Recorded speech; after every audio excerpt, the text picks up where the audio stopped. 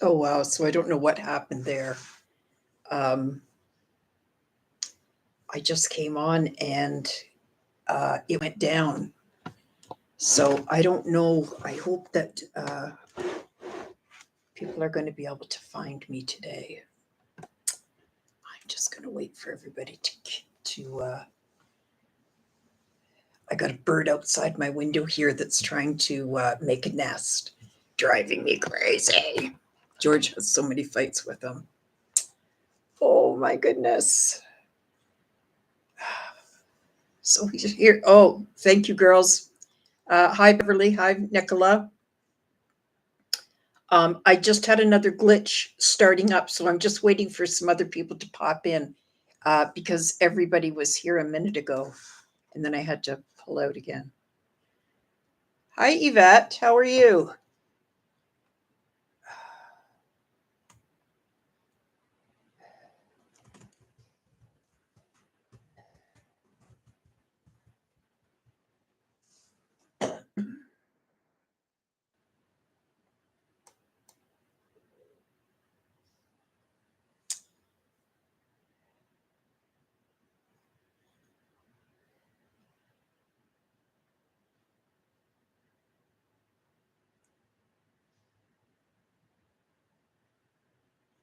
Hi, Karen. So, I wanted to start off today on a very serious note before we get started. I wanted to take a moment to respect my friend and COPD guru, Derek Cummings. He was the first teacher of COPD. Before that, nobody ever thought of doing what he was doing, and he taught us all, and he taught us well. Um, he laid the foundation for us to learn from each other, which is where I picked up my strategies. They were all from Derek. Check out his videos here on YouTube. He had several of them. And if you really have a burning question, then ask him on YouTube because he did a video on it. Derek, it is now your time to breathe easy. And I want us to make a special shout out to his friend Fred Curry, who was just one of the reasons why Derek, would come along. He went through an awful lot this past year or two, and Fred was always there with him. And Fred, we thank you so much for that because Derek meant something to all of us. Also to Beverly Taylor, who runs a new support group from New Zealand, and also a very good friend of Derek's who spoke to him probably on a daily or 2 or 3 times a week basis. I'm sorry for the loss for both of you. So I thought we might take just a minute and say a silent prayer for Derek.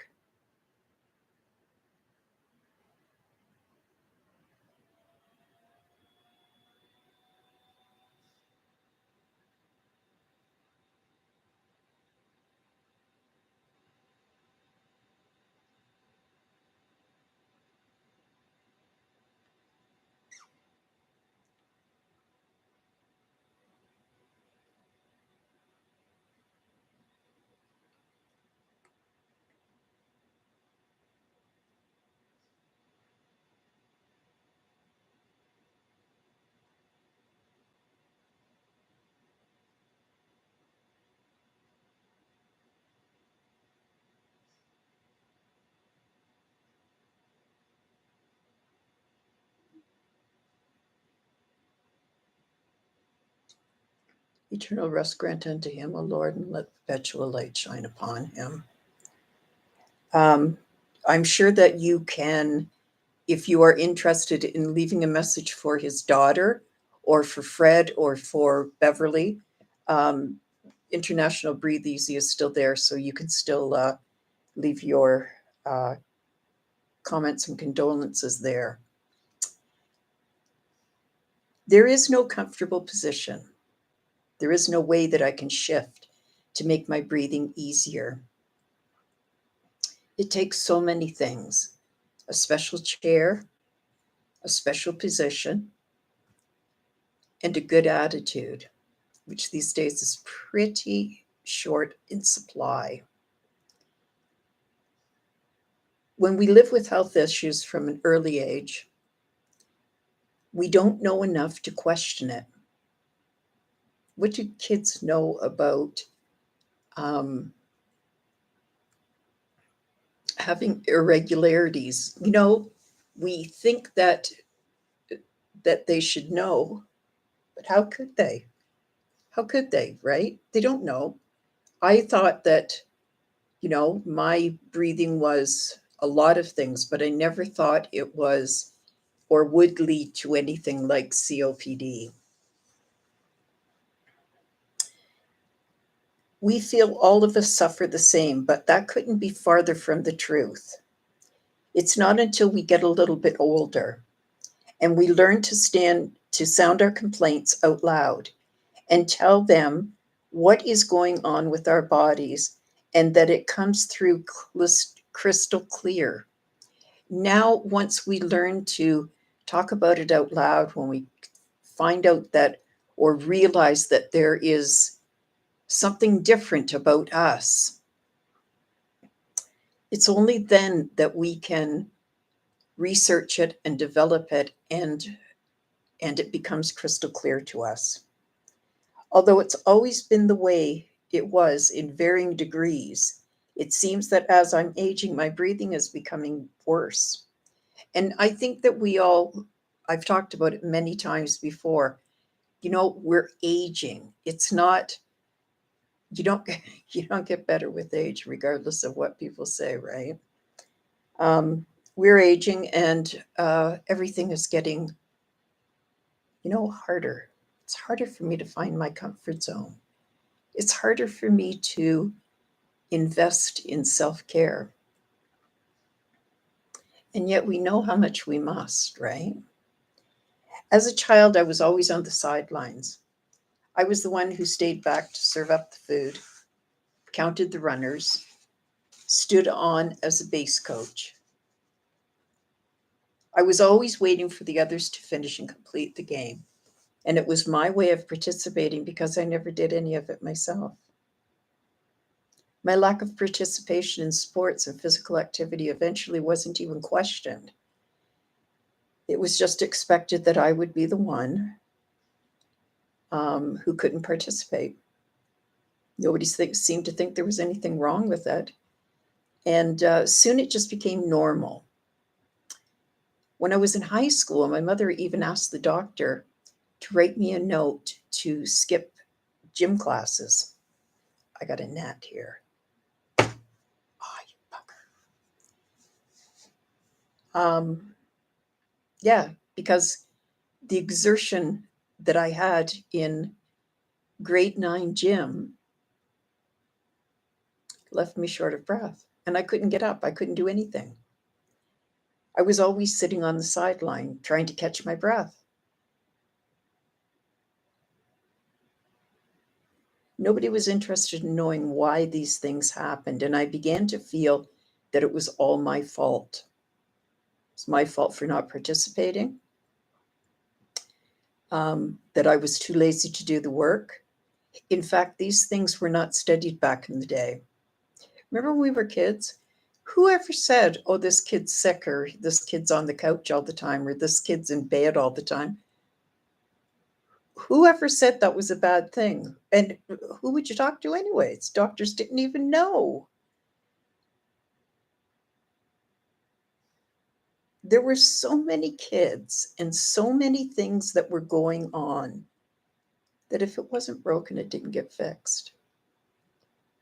And I was the youngest of 5 children.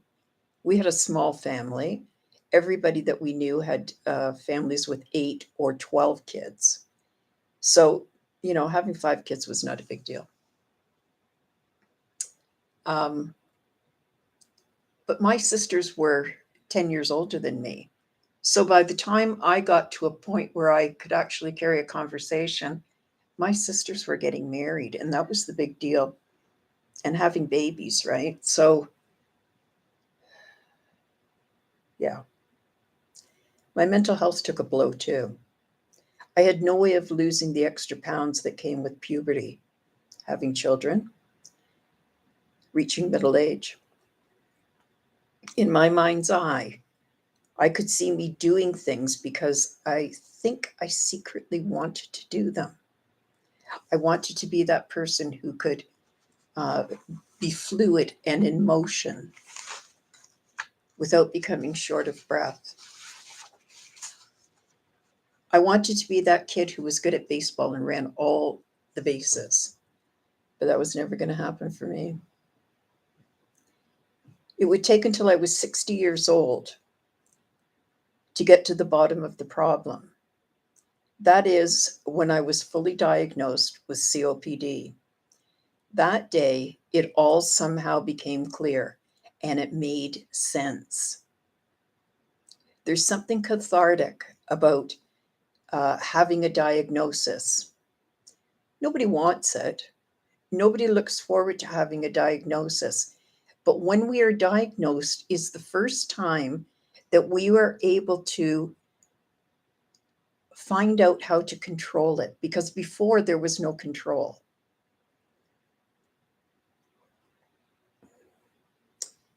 Taking controls and finding ways to make myself comfortable certainly helped. It let me know that I could still manage some of the stress and anxiety as it was happening to me.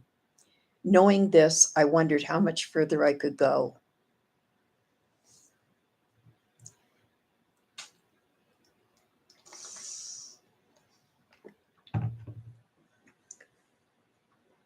I knew it was my breathing that needed to be controlled. In order to maintain good breathing, I had to be uber sensitive to my breath. It became my focus. And when you're tired of being controlled, you can take control. I started by downloading breathing apps on my phone. You can just go into your Play Store or Apple Store, and you can download breathing apps. It's easy. They don't charge you anything. Go for free apps. Um, if you get into something like Calm, there is a price to pay. So look for the ones that are free. Easy. In order to maintain good breathing, I would have to be sensitive to the breath. And so I went and I started to download breathing apps. I downloaded them on my phone so that, because my phone's always in my hand, so that I could follow on a daily basis. And I set up a schedule for me so that I could be notified when it was time to do it. I didn't just stick with one app. I went around to all the different apps. But what I did do was I did one twice a day, and I made it a routine. It was important because when the breath left my lungs, it was like a balloon losing all of its air. I had no energy. I could barely move my arms and legs. I had to decide how to deal with what was happening to me. I only had two choices. Either I gave in to the anxiety and go through the anxiety breathless cycle, or I could take control. Creating the habit helped me to identify better breathing techniques. And you don't have to stick with one breathing technique. If you don't like doing pursed lip breathing, then don't do it. Find something else. But do find something because it's very, very important. I learned to slow my breath while breathing deep into my abdomen, my tummy. Soon I found a therapist who was willing to work with me. He was absolutely fabulous. His name was Jacob, and he worked at Jay, and he worked at Compass Health, but he's no longer there. Too bad, because he was absolutely fabulous. And he helped me gain control. He said, you know what, you can do this. And I said, no, I can't. He said, yes, you can. You can do this. So we learned that when I was exerting, I was holding my breath. That meant that every time I got up to go to the bathroom, I would go down my hall to the bathroom, and I would be about ready to pass out by the time I got on the toilet. And then I would have to sit there and catch my breath, catch my breath, catch my breath. Yes, he was a respiratory therapist. Yes, he was. He was hang on a second. I think he was a kinesiologist. I'm not sure. I'm not absolutely sure. I thought he was a respiratory therapist, but I can't. Don't hold me to that.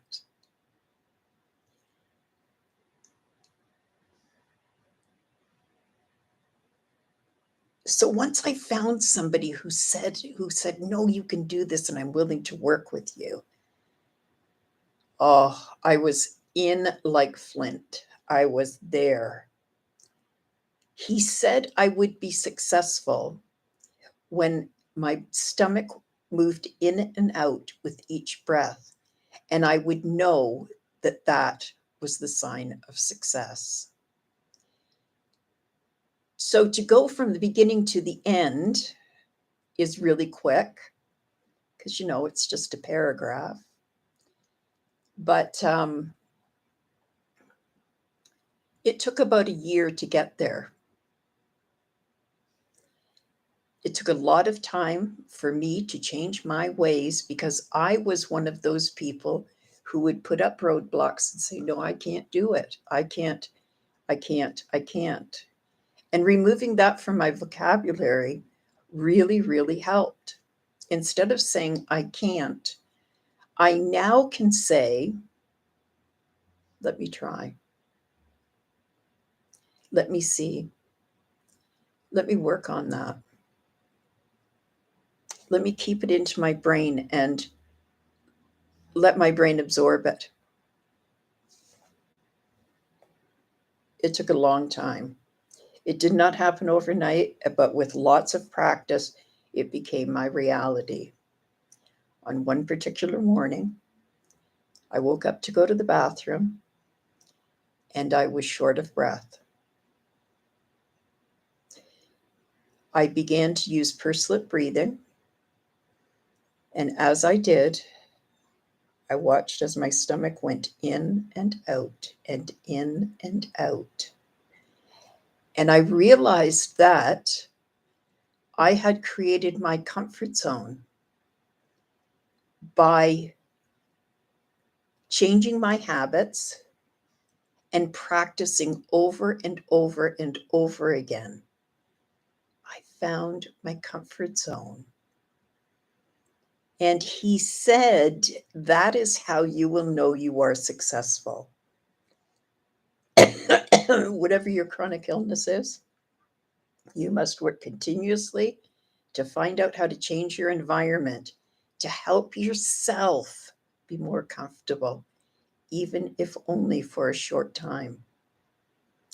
So for those of you that came in a little bit later, I just want to have a shout out to Derek Cummings, who passed away yesterday. He was our COPD guru, our leader.